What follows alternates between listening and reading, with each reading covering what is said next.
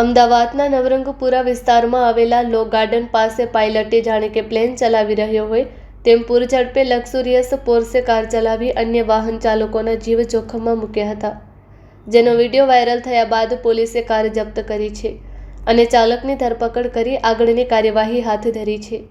શ્રેયાંશ નામનો યુવક જ્યારે HCG હોસ્પિટલથી લો ગાર્ડન તરફના માર્ગ પર પોતાની કારમાં જઈ રહ્યો હતો ત્યારે વાયુવેગે પસાર થયેલી પોર્સે કારથી માંડ બચ્યો હતો।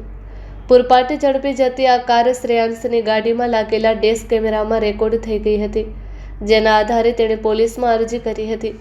કારના ડેશ કેમેરામાં કેદ થયેલી પોર્સે પૂરઝડપે અન્ય વાહનોની વચ્ચેથી પસાર થતી જોવા મળે છે।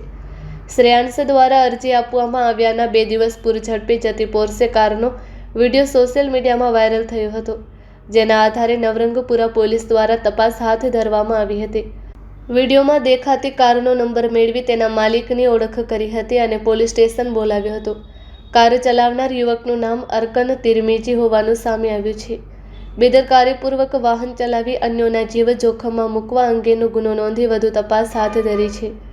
પોલીસે પોર્સે કારને જપ્ત કરી છે અને ચાલકની ધરપકડ કરી છે। આ ઉપરાંત 300 કિમીની ઝડપે કાર ચલાવવાના વાયરલ વિડીયો અંગે પણ તપાસ હાથ ધરવામાં આવી રહી છે। Report by Ashwin Limbachiya, Ahmedabad.